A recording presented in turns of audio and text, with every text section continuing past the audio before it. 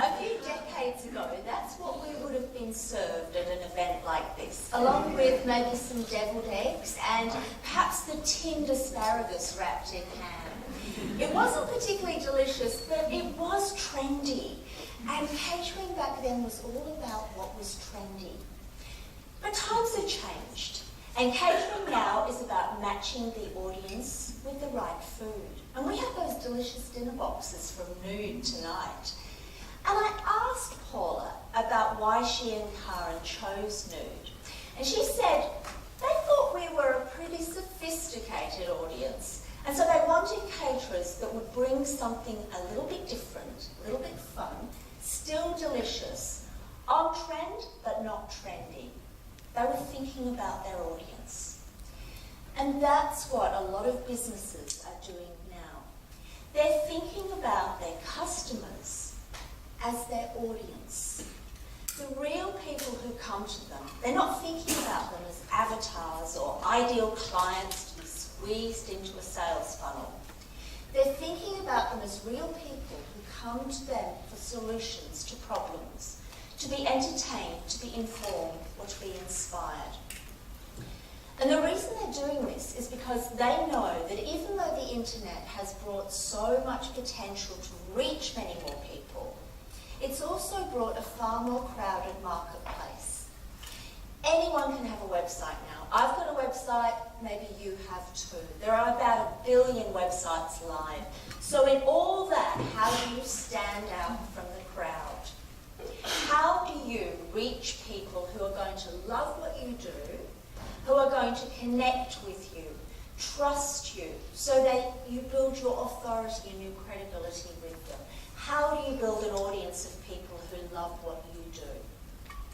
The big brands are turning to a profession that has always known how to serve an audience, the profession of journalism. Journalists need audiences just as much as businesses need customers and clients.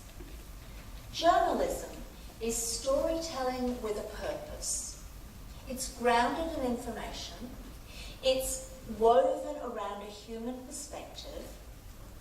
It seeks to make complex information simple enough to understand and to put it into a context that makes it relevant for people's lives.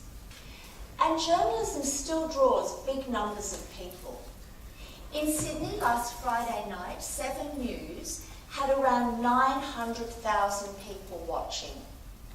They're the sort of figures that big business would like to draw to them, using the same sort of approach that news and current affairs programs use. There is an elephant in the room, of course, which is that, yes, journalism, when it's done badly, can be incorrect, it can be misleading, it can be driven by hidden agendas. I know, I used to work for a current affair, so I'm fully aware of that kind of journalism. But the thing is, when journalism is done well, it informs and enlightens. It entertains and it engages people. It even has the potential to change the world, as Richard Nixon found out during the Watergate days. So that's why a lot of big brands are turning to journalists to write their information for them, to write their material for their websites, their blog posts, to come up with articles for publications, even their white papers. Recently I worked with a major land developer to make sure that the information on their website actually served their audience's needs as well as their own. But you don't have to hire a journalist to take a brand journalism approach to your writing. It's actually about having a mindset that will really focus on the sort of thing that can make your writing more powerful and more engaging. Julie Bishop's glare reminds me of how important it is to focus on the needs of your audience, because that's the sort of look we would get from our news bosses if we came up with stories that didn't serve the needs of our audience. So how can you do it? The first place you start is to be curious, or nosy in the case of some journalists. Ask questions for your audience. Talk to people about why they buy from you, why they come your service. Ask what it is that your product gives to them. Give them value with the stories that you're telling. The questions that you can ask are the sort of thing that will get to the heart of what it is that makes your offering special to people. And then when you've found out lots of things from the people that come to you, record it, keep notes. And I'm talking really specific notes here.